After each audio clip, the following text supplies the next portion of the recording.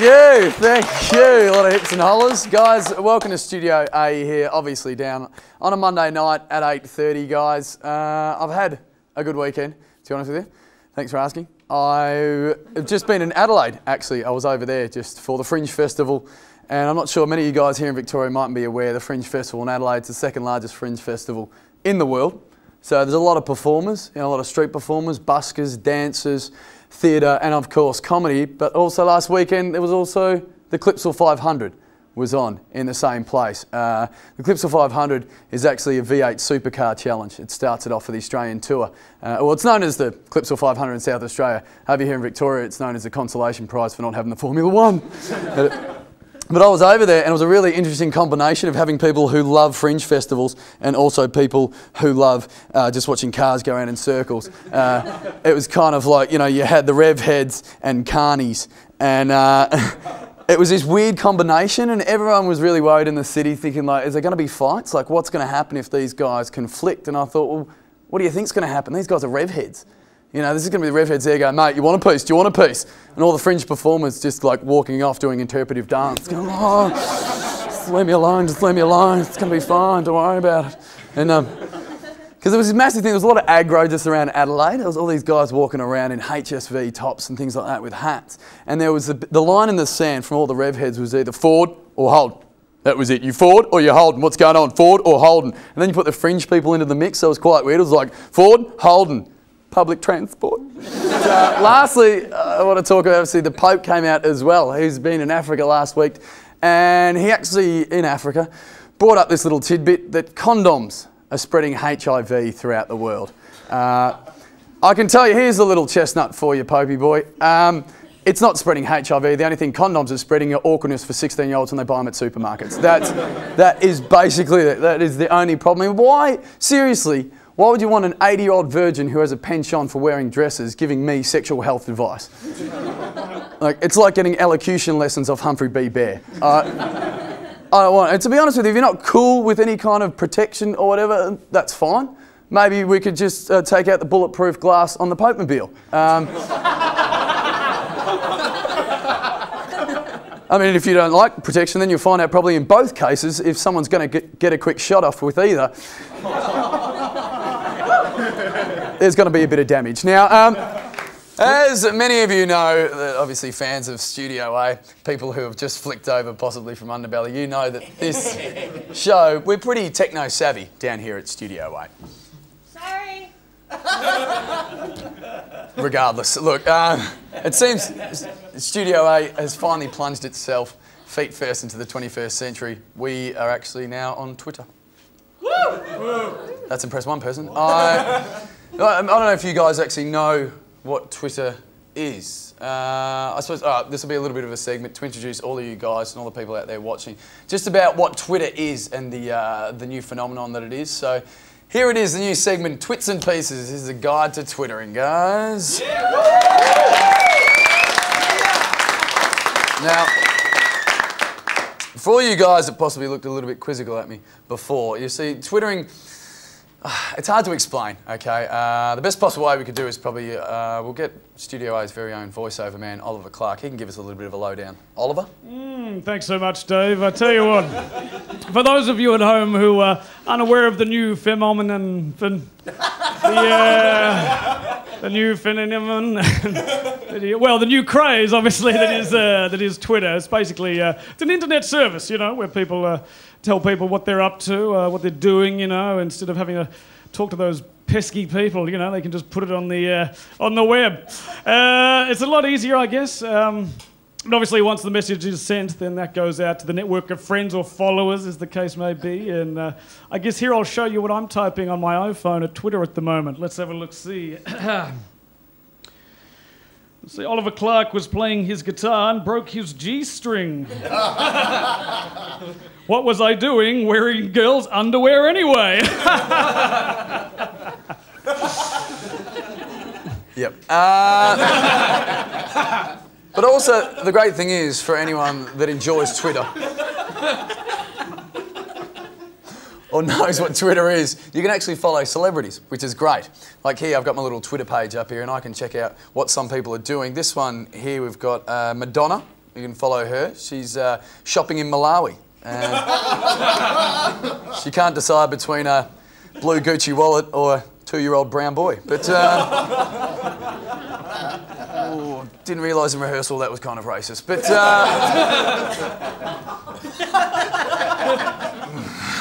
we've also got, here's another one. We've got the Octo Mum. You guys might remember her, the American Octo Mum, Nadja Salema. She actually just saw an episode of The Brady Bunch and thought, amateurs. But also here, celebrity chef Gordon Ramsay. He's here. He's just said, why don't you guys just put... and then you put a little basil in, and then... Yeah, that's basically it. Bon appetit.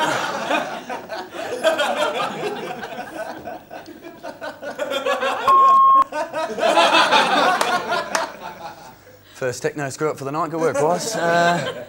Also got Britney Spears. She's going to be down here as well. She's twittering from her car. Just totally remembered she still has her kids. Oh, lol. I hope they're on the roof where I left it. But, and lastly, the wonderful Brad Pitt. He's here on Twitter. I'll just scroll down. There he is. Oh, there we go, Brad Pitt.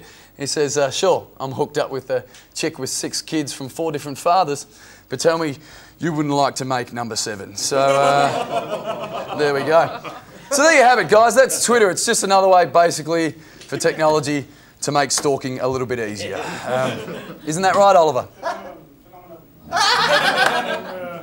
Tell you what, this Botox is really making me a little irritable. Back to you, Dave. So there it was, ladies and gentlemen. Hopefully that helped you out. That was Studio A's Twits and Pieces.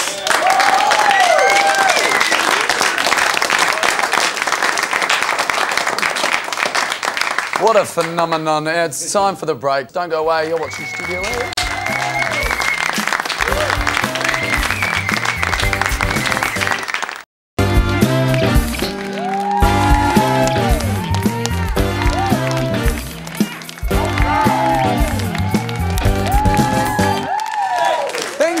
Welcome back. Our next guest has had an amazing music career spanning from the 70s right up till now. He's got a CD in stores as we speak, gigs coming up all over the country, and TV appearances by a truckload, including this one. Please welcome to Studio A, Ross Wilson. Set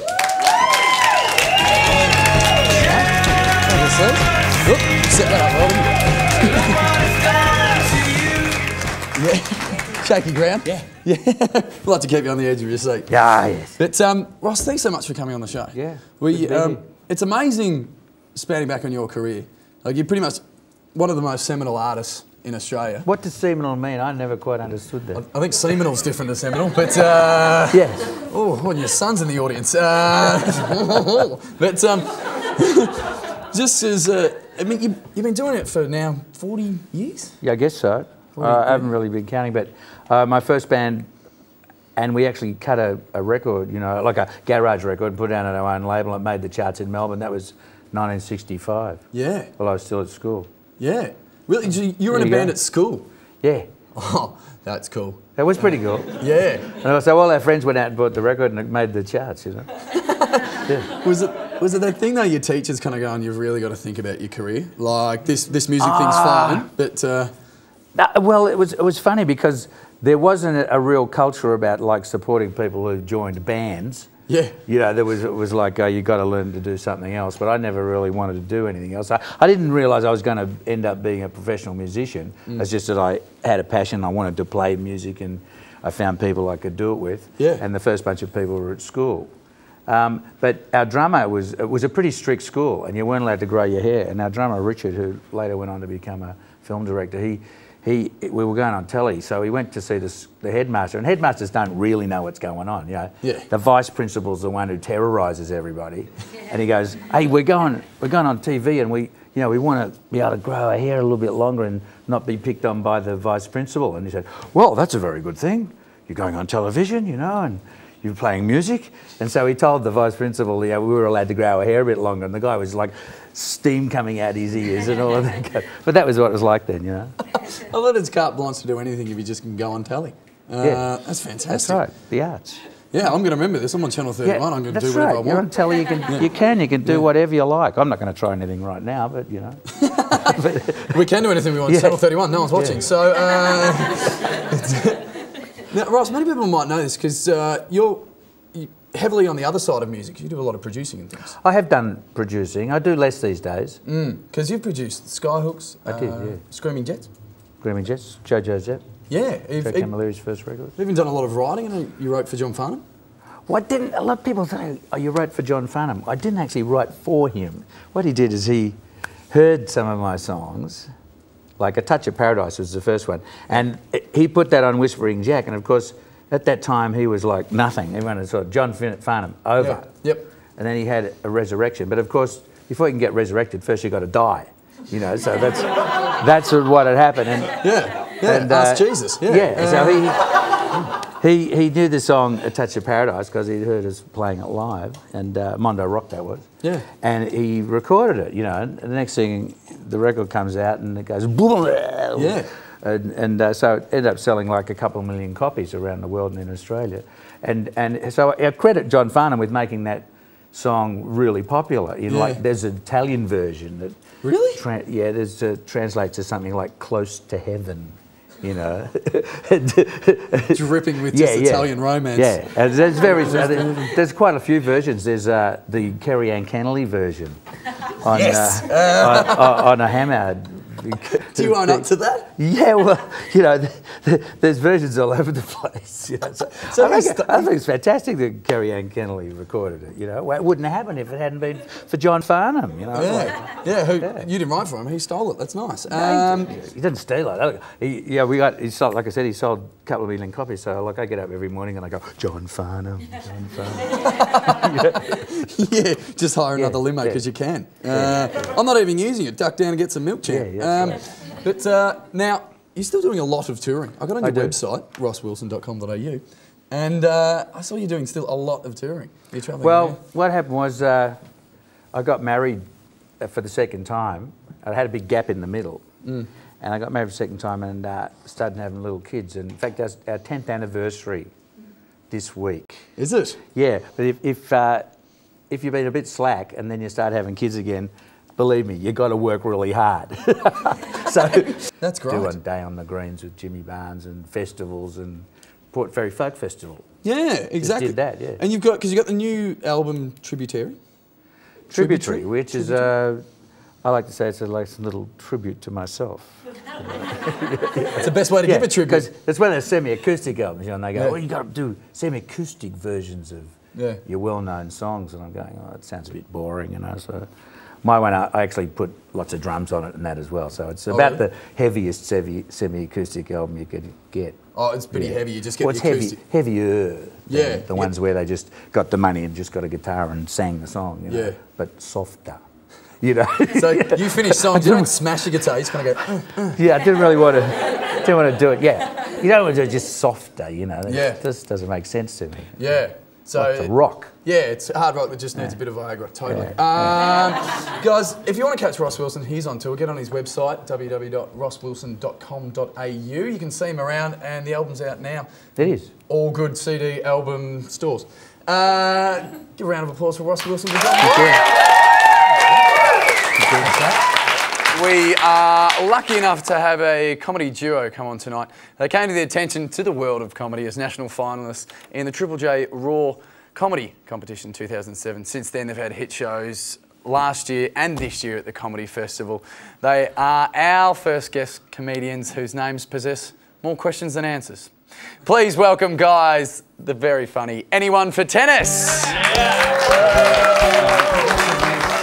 Awareness on some human rights issues, and this is one boy's story. Hello, my name is Humpty Mao, but people call me Glenn. I live in a small town and I am only 10. I work full-time to support my family. I make sneakers in the local factory.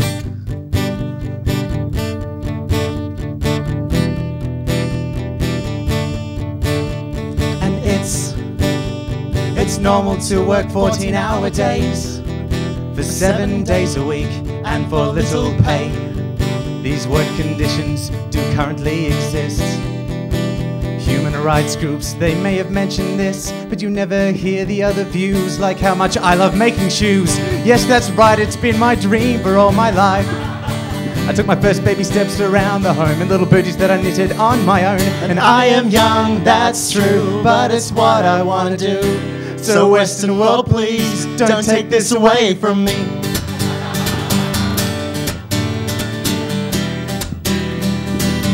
By the time that I turned five, I was making thongs on a daily basis. They tied me over till I learned to tie up laces. Then casual and formal footwear followed the next year. And it was then I heard my calling loud and clear. Glenn. I told my mum that I wanted to pursue it. And she said, Glenn, I've got 3 words for you, just do it. So I did, I got a job making sneakers. Can you believe it, making sneakers? It's like the polo shirt of footwear. So Western world, please don't take this away from hello, hello, hello, hello, hello, hello, hello, hello, hello, hello, hello, hello, hello, hello, hello, hello, hello, hello, hello. I've always known I could achieve if I maintained my self-belief, but in this town that's not as easy as it sounds. But I stayed focused and inspired to search for what my heart desired, and it felt so sweet to find it right at my feet. So Western world, please don't take this away from. So Australia, please don't take this away from. So Studio A, please don't take this away from me. Don't take, oh no, don't take, oh no, don't take it away. If you look on the label of life, you'll see dreams are made in Taiwan.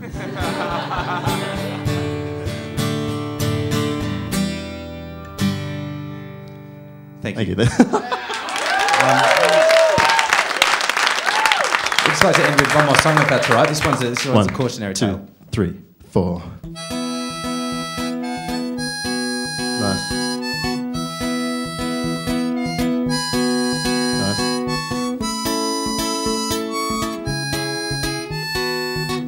I went to the shop to buy a lollipop and some soft drink and chewing gum, and it came to $4.95, so I paid $5 and said goodbye. She said, here is your change. I said, keep it, that's okay. Later that very same day, I was just 5 cents short at my parking meter. I went to the bank though, then found my car was towed. The truck driver then found a shortcut to the impound, but ran over a child.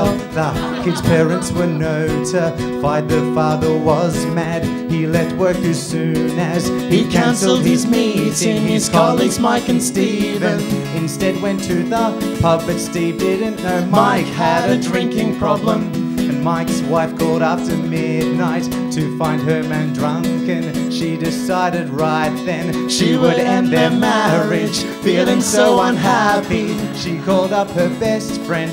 They had a girls' night in and hired Bridget Jones, but a man wanted Bridget Jones as well, so he missed out and left the store pissed off and killed a pigeon who was flying right back to where it lives to see its relatives for a hen's night.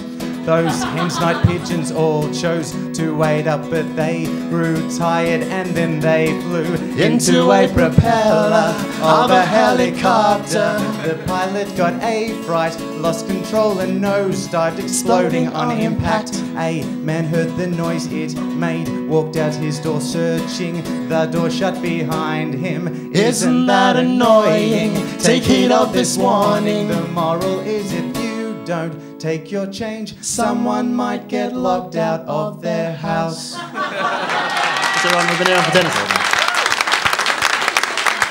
Hey, go. There we go, guys.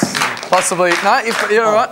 It's. Oh, yep. Yep. We got it, yeah. Okay, guys. Possibly some of the funniest, but comedians out there. Some of the worst tennis players you'll ever see. But guys, we're going to be right back now with music from Red Ink. But give another round of applause, anyone, for tennis, guys.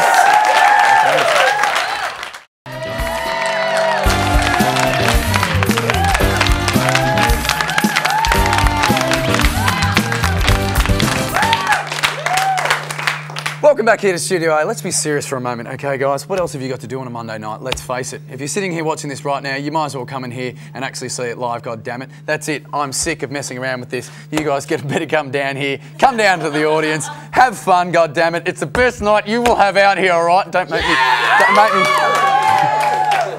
me come in there, all right? I will do it. So if you want to come down here and you want to get all the ha-has out, it's very cathartic. It's very fun. All you have to do is email us, electronic mail at studioa@rmitv.org. I'm not talking to you, Mum. You can stay at home. The rest of you come in. So taking us out tonight, we're lucky enough to have 4 guys from Mornington Peninsula who are quickly moving through the Australian music scene.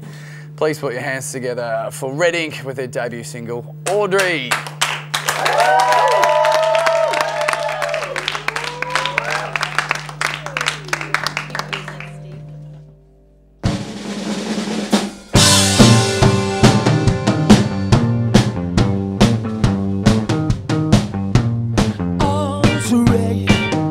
She's always dreaming in the staircase leading to her place.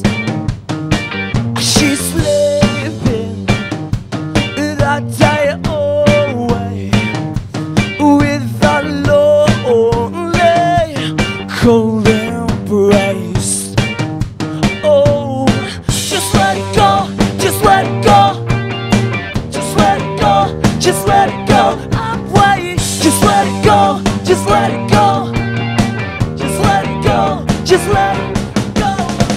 You know just what you need.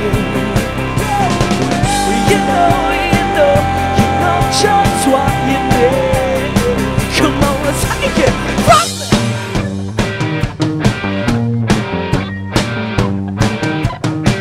She's we're romancing, we're both forgetting exactly where we are. Yeah, our eyes closed, but we both know where we're going. In the night, in the night. Oh, just let it go, just let it go. Just let it go. Just let it go, I'm waiting. Just let it go, just let it go. Just let it go, just let it go. You know just what you need. You know just what you need. So go away, away, away. Oh no, go away. Oh, tight.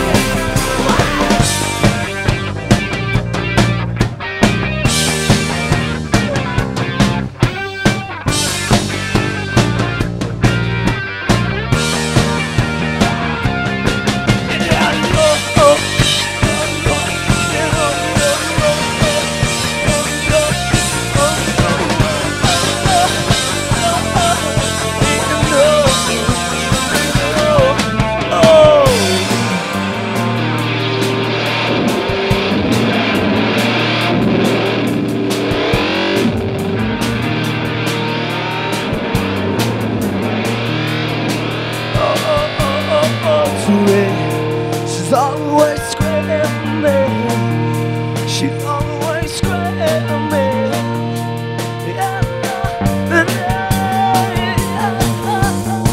Just let it go, just let it go.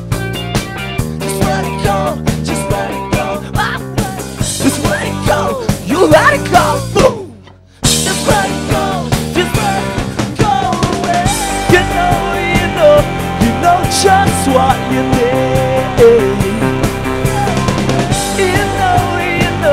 You know just what you need. To go away, away, away.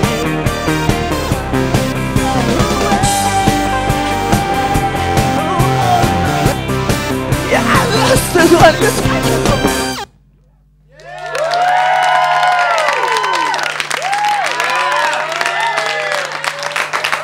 That there work, man. That was Red Ink with Aubrey. If you want to check them out on MySpace, you can go check them out, guys. We've come to the end of this evening. I've been Dave Thornton. This has been Studio A.